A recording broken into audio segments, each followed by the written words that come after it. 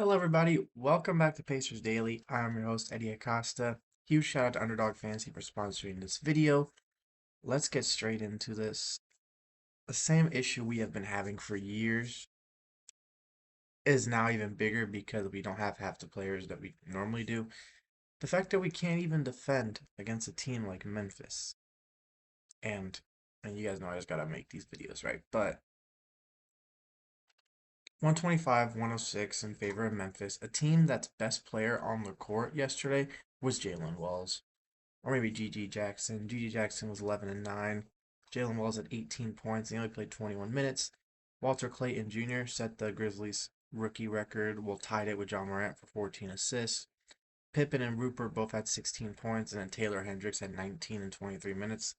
They were just firing on all cylinders. In fact, they shot 43% from three, 15 to 35.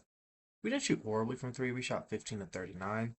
But overall, they were 48 and 94, while we were 39 and 80. Some of our stats, Jarris Walker had 21 points, 3 rebounds, so he's been doing pretty good. Double-double for Cam Jones. I'll be talking about him shortly. Huff had 14. Taylor Peter had 11. And the other guy I'm going to talk about in this video, if you were to tell me at the beginning of the season that Micah Potter would be our best player in the month of February and March, I genuinely would think that you consumed something not street legal before that statement. But that's just how it's been. He has been balling recently, and his stats are just off the page compared to what he did in Utah. So I'm very happy that Micah Potter has pretty much found his footing. But there's other things I want to talk about it. But first off, Cam Jones, his first career double double, 10 points, 2 rebounds, 10 assists, 4 of 11 shooting, 1 steal. I like the way he's been playing. Um, but there is one thing. There's a show called Marlin. It's kind of like a spin-off to Weigh-In Bros, but it's just ba basically about Marlin.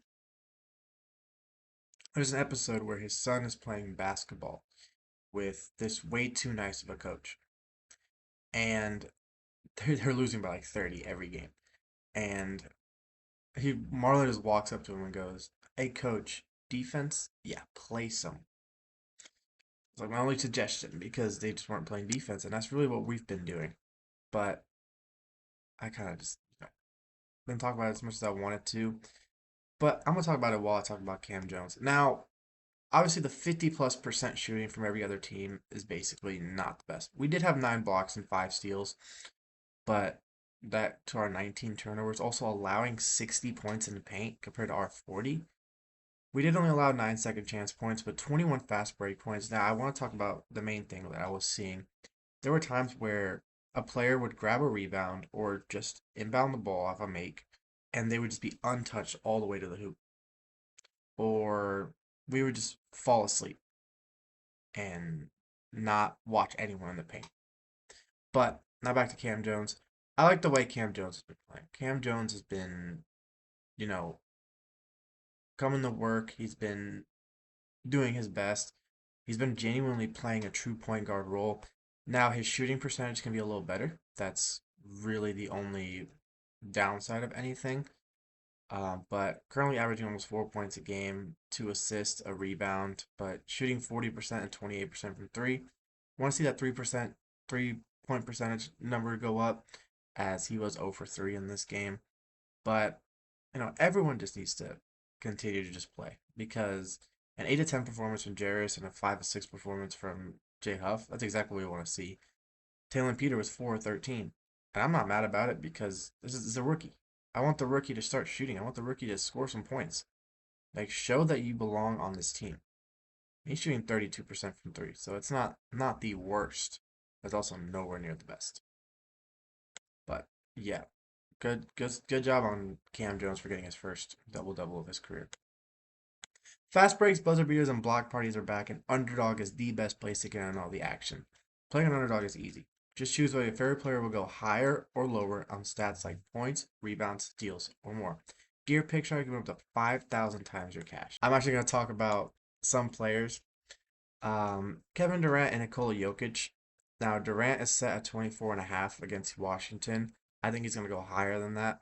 There's no one on Washington that can defend Kevin Durant, especially at the age he's at. He is still balling like he's never balled before. Still an all-star, still one of the best players in the league, definitely one of the best scorers. And then Nikola Jokic, Jokic dropped 30 plus against the Timberwolves, which for some reason he just always drops 30 plus against Timberwolves. But he's currently set at 29.5 against Utah. This is a little weirder one because he's really not going to have to drop a lot of points against Utah. He can let Murray do most of the scoring or anybody else, and Jokic can just rack up on rebounds and assists. So for this one, I'm actually going to go lower, and that's not usual because I always find ways to get him higher. But for this one, I'm going to go lower for Jokic. But use promo code BasketballFan to score $75 on bonus entries when you play your first $5. Once again, that's just promo code BasketballFan. Underdog. Make picks, win money. Must be 18 plus. 19 plus in Alabama and Nebraska. 19 plus in Colorado for some games. 21 plus in Arizona, Massachusetts, and Virginia. And present in a state where Underdog Fantasy operates. Terms apply. See assets.underdogfantasy.com/playing get terms DFSTML for details. Offer not valid in Maryland, Michigan, New Jersey, New York, Ohio, and Pennsylvania. Concerned with your play? Call 1-800-GAMBLER or visit www.ncpgambling.org. In New York, call the 24/7 helpline at 1-877-8 or text from 467-369.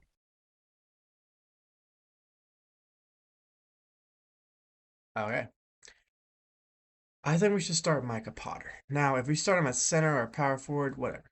But he's just been playing better than pretty much anyone else. He's not afraid to shoot the ball. He's not afraid to fight for a rebound. He's not afraid to play make. He's been doing everything right. Now, against Memphis, he had 18 and 9. Didn't actually get an assist, but did get a block, which has never really been his strong suit as a center. He actually averages less than a block for his career.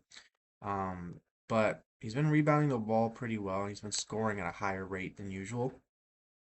Over 4 points more than what he usually scores. He's getting a little bit more minutes, which is great, and he's showing that he deserves to have more minutes. Now, if he's not on the Pacers next year, this season is genuinely proving that he can be a backup center elsewhere.